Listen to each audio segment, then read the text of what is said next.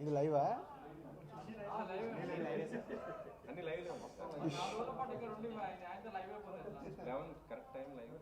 Okay, రెడీయా?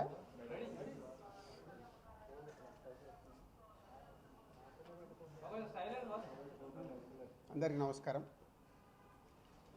మీ అందరికీ తెలిసిందే, 4 రోజుల నుంచి ఫిలిం ఇండస్ట్రీలో అండ్ ఇంకా కొన్ని ప్రైవేట్ సెక్టార్స్ మీద ఇన్కమ్ ట్యాక్స్ సెర్చులు జరిగాయి.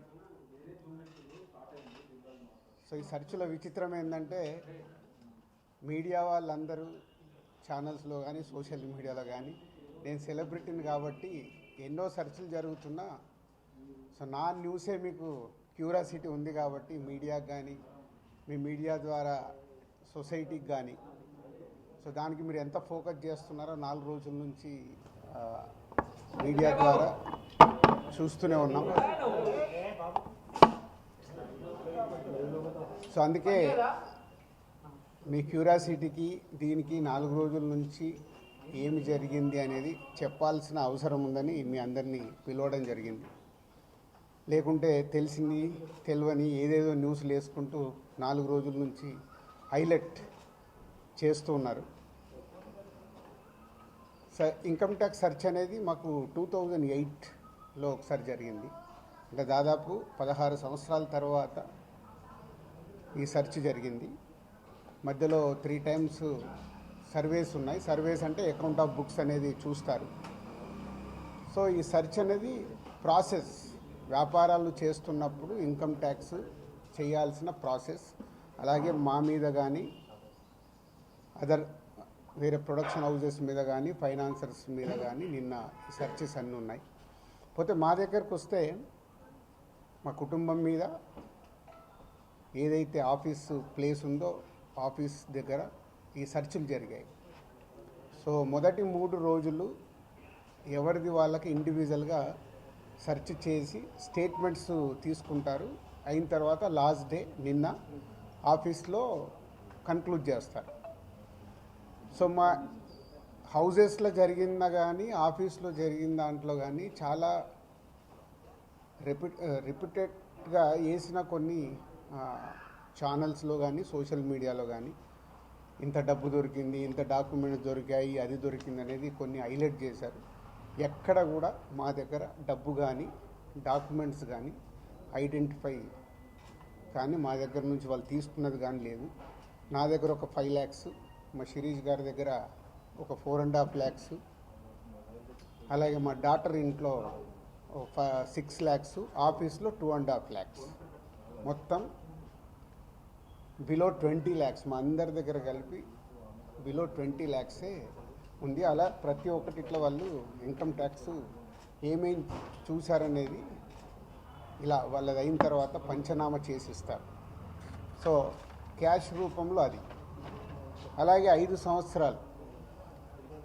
సంవత్సరాల నుంచి మేము ఎక్కడ ప్రాపర్టీస్ కానీ వేరే దాంట్లో ఇన్వెస్ట్మెంట్ చేయడం కానీ ఎక్కడ ఏమీ జరగలేదు. అది కూడా డిపార్ట్మెంట్కు టోటల్గా అందరి దగ్గరికి వెళ్ళి క్లియరెన్స్ చేసుకున్నారు. ఇది క్లీన్, ఎక్కడ డాక్యుమెంట్స్ కానీ అలాంటివి ఎక్కడేం లేవు. అలాగే బిజినెస్ దాంట్లో ప్రొడక్షను, డిస్ట్రిబ్యూషను, థియేటర్ సైడ్ ఉన్నాం కాబట్టి వాళ్ళకి అన్నీ డీటెయిల్గా కావాలి. డీటెయిల్ అంటే ప్రొడక్షన్ ఎలా జరుగుద్ది, ప్రొడక్షన్లో 24 క్రాఫ్ట్స్ ఉంటాయి. ఆ 24 క్రాఫ్ట్స్లో లావాదేవీలు ఎలా ఉంటాయి ఒక్కొక్క సినిమాకి. సో ఆ డీటెయిల్స్ అన్నీ వాళ్ళు తీసుకోవడం జరిగింది. అలాగే డిస్ట్రిబ్యూషన్ సైడ్ ఎలా ఉంటుంది, ఎగ్జిబిషన్ సైడు ఎలా ఉంటుంది అనేది వాళ్ళన్ని డీటెయిల్స్ అడుగుతూ అందరి దగ్గర తీసుకొని ఫైనల్గా నా దగ్గర నిన్న ఇవన్నిటిని ఎవరెవరు ఏమేమి స్టేట్మెంట్లు ఇచ్చారు, ఏముంది అనేది ఫైనల్ నాతో నిన్న కన్క్లూడ్ చేశారు. డిపార్ట్మెంటే ఆశ్చర్యపోయింది. అంటే ఇంత దిల్ రాజు గారిని మేము ఏదో ఎక్స్పెక్ట్ చేసాం, అలా ఉంటుంది ఇలా ఉంటుందని సెర్చ్ జరిగేటప్పుడు దే ఆర్ వెరీ హ్యాపీ. వాళ్ళకు మాకు జరిగిన కోఆపరేషన్లో కానీ దాంట్లో కానీ they are very happy department. ఫర్దర్గా ఆడిటర్స్ డిపార్ట్మెంట్ ఉన్నదాని మీద వాళ్ళు క్లారిటీ చేసుకుంటారు. అన్ని బుక్స్ ఆఫ్ అకౌంట్స్ కరెక్ట్గా ఉన్నాయా, ఇవేమున్నాయి లాస్ట్ 5 years అని, అవన్నీ వాళ్ళు చేసుకొని కన్క్లూడ్ చేస్తారు. ఇదైపోతే మా మదర్ది, అమ్మకి 19th రోజు కాఫ్ కోల్డ్ ఎక్కువైంది. 19th అయిన తర్వాత ఇంట్లో వెళ్ళేసి ట్రీట్మెంట్ తీసుకొని వచ్చి ఇంట్లో ఉన్నారు. సడన్గా కాఫ్ ఎక్కువ అవుతే ఇమీడియట్లీ హాస్పిటల్కి పంపించాం. దానికి ఎవరో కొందరు హార్ట్ అటాక్ అని ఇంకేదో అయిందని రకరకాల న్యూస్లు క్యారీ చేస్తారు. She very fine. జస్ట్ 2 రోజులు, షీఈ్ 81 ఏజ్, 2 రోజులు హాస్పిటల్లో ఉండి ఇప్పుడు డిశ్చార్జ్ అయ్యి వస్తున్నారు. She very normal. Lungs infection కొంచెం పెరగడం వల్లే కాఫ్ వచ్చింది, దానికి ట్రీట్మెంట్ తీసుకొని వస్తున్నారు. సో దయచేసి నేను మీడియా వారిని 4 రోజులు జరిగింది కానీ ఇది కానీ మీకు తెలిసిందో తెలియందో హైలైట్ చేసుకుంటే వేయకండి. నేను ఎప్పుడు రిక్వెస్ట్ చేస్తుంటాను. అంటే ఇప్పుడు నా మీద మీకు ఎంత క్యూరియాసిటీ ఉంటుందో ఒక సెలబ్రిటీగా, అలాగే చాలామందికి అది ఉంటుంది. తప్పుడు న్యూస్ వెళ్ళినప్పుడు అక్కడ వాళ్ళకి ఇటు మాకు తెలిసిన కుటుంబాలు కానీ ఇష్టపడే వాళ్ళు కానీ తప్పు న్యూస్లు వెళ్తాయి. దయచేసి మళ్ళీ నేను ఎప్పుడు చెప్పేదే మళ్ళీ చెప్తున్నాను, తప్పుడు న్యూస్ని బయటికి తీసుకెళ్ళకండి. Okay, thank you. ఎందుకు చేస్తారయ్యా? ఒక్క నిమిషం. 4వ రోజు నాది కాదు కదా, మైత్రిలో జరిగింది, అభిషేక్ మీద జరిగింది, ఇలా అందరి మీద. ఇది ఇండస్ట్రీకి సంబంధించి ఎందుకు టార్గెట్ చేస్తారు? ఇన్కమ్ ట్యాక్స్ అనేది ప్రాసెస్, ఇదేమి ఇల్లీగల్ కాదు. ఇన్కమ్ ట్యాక్స్ అనేది ప్రతి ఒక్కరికి, మీరు కూడా టీడీఎస్లు కడతారుగా, ఎందుకు కడతారు? అస్సలు తప్పు. ఇవే అంటున్నా, రాంగ్ న్యూస్లు మీ ఇష్టంకి వచ్చినాయి అనేసుకొని వేయడం ఎందుకు? అభిషేక్ అగర్వాల్ కూడా ఉన్నాడుగా, మైత్రి కూడా ఉందిగా, వాళ్ళకు ఉన్నదాని మీద 18 years అయింది. మా మీద సెర్చ్ జరిగి 18 years, ఏమో 2 years కాలే 3 years కాలే. అంటే ఆఫ్టర్ 18 years చేసే వాళ్ళు ప్రొసీజర్, ఇన్కమ్ ట్యాక్స్ ప్రొసీజర్లోనే జరిగింది, ఎక్కడ ఏమీ లేదు. అనవసరమైన ఎక్కువ మీరు ఊహించేసుకొని హైలైట్లు చేయరు. ఓకే,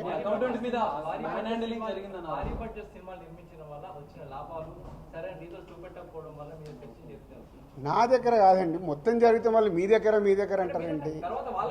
సో అన్నీ జరుగుతాయి, ఇట్స్ ఎ ప్రాసెస్. ఇందాక చెప్పాను కదా, 24 craftsకు ఎలా స్పెండింగ్ చేస్తున్నారు. ఇప్పుడు మా గేమ్ చేంజర్ ఇంత బడ్జెట్ అయింది, ఎలా స్పెండ్ చేస్తున్నారు. They want all accounts. మేము క్లీన్గా ఉండొచ్చు, తీసుకున్నోడు ఉండకపోవచ్చుగా. సో మా దగ్గరికి వెళ్ళి అన్ని డీటెయిల్ తీసుకొని ఎవరెవరికి వెళ్ళాయో వాళ్ళ ద్వారా చెక్ చేస్తారు. ఎందుకంటే TDS, GST, so many process ఉంటాయి. అంతేగాని ఎక్కువ ఊహించేసుకుంటున్నారు, ఏం లేదని. హైలైట్స్ దాంట్లో ఉండకుండా కొంచెం బయటికి రండి అని నా రిక్వెస్ట్. టాప్ డైరెక్టర్స్ కి బ్లాక్ ఇవ్వడం వల్లే ఇష్యూస్ వస్తున్నాయి అనేది కూడా వినిపిస్తుంది. మీలో కొంతమంది, మీ ప్రొడ్యూసర్స్ కొంతమంది చెప్తున్నారు, దీనికి ఏమంటారు? మీ ఛానల్స్ కూడా చాలా చెప్తారు, బ్లాక్ ఎక్కడ ఉంది, ఎక్కడికి వెళ్ళి వస్తుంది, నువ్వు సినిమా ఎక్కడ చూస్తున్నావు, ఆన్లైన్లో టికెట్ బుక్ చేసుకుంటున్నావు, 90% బుక్ మై షోలో బుక్ చేసుకుంటున్నావు, పేటీఎంలో బుక్ చేసుకుంటున్నారు. ఎక్కడుంది క్యాష్? 90% అకౌంట్లోనే కదా అందరు మీరు బుక్ చేసుకుంటున్నారు, సినిమాలు చూస్తున్నారు. అది మళ్ళీ మీ ఊహ. ఎవరికి రావాల్సిన స్టోరీలు ఎప్పుడు రాసుకుంటూనే ఉంటారు, ఎందుకంటే మీకు కూడా హైలైట్స్ కావాలి కదా, లేకుంటే కష్టంగా. నేను మీకు అదేనండి చెప్తున్నా, 2008లో అయింది సెర్చ్ నా మీద. ఎన్ని సంవత్సరాల తర్వాత వచ్చారు? 1, 2 ఓన్లీ నా మీదే అవుతే మీరు మాట్లాడేది రైట్. ఇండస్ట్రీలో చాలామంది మీద అయింది కదా. సో దీనికి దానికి లింక్ లేదు కదా. అదే అనవసరమైనది ఊహించుకొని లింకులు చేయకండి అనే నా రిక్వెస్ట్. అసలు నేను ఆఫీస్కి వెళ్ళాను, మరి నాకు ఎవరైనా చెప్పలా.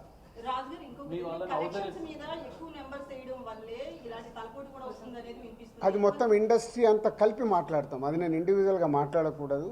అలాంటి ఏదైనా ఉంటే కరెక్ట్ చేయాల్సిందే, ఇండస్ట్రీ తరఫున కరెక్ట్ చేయాలి. 22 నుంచి మీరు ఐటీ ఫైల్స్ చేశారా సార్? ఎవ్రీ ఇయర్ ఉంటుంది. 22 నుంచి అంటే ఎవ్రీ ఇయర్ ఉంటుంది. అదే 22, 23 వరకు అసెస్మెంట్స్ అయిపోయాయి. 30% స్లాబ్లోకి ఎంటర్ అయ్యారు కదా, దానికి సంబంధించి కూడా క్లియర్ ఉందా?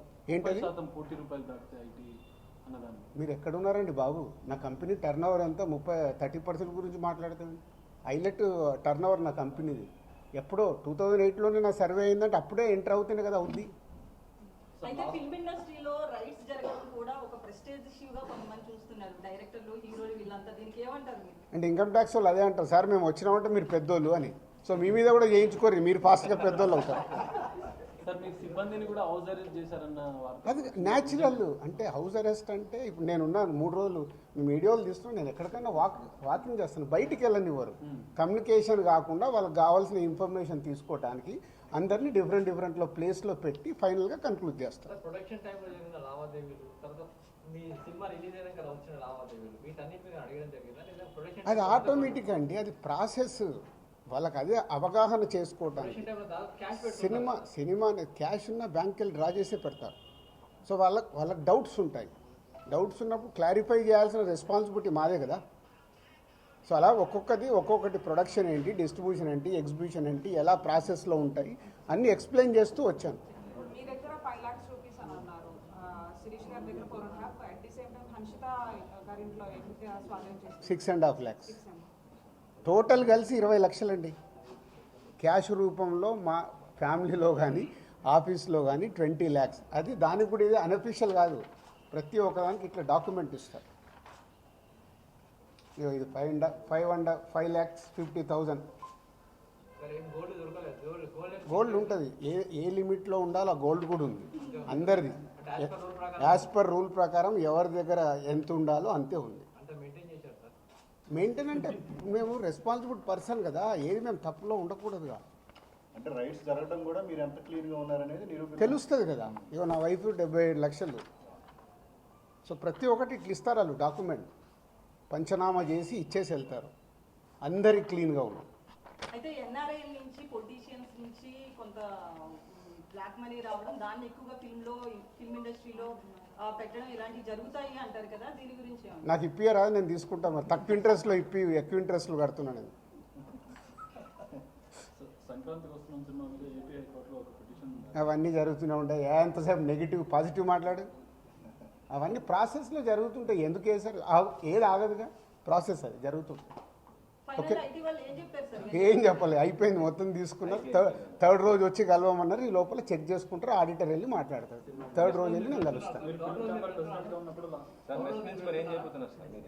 నెక్స్ట్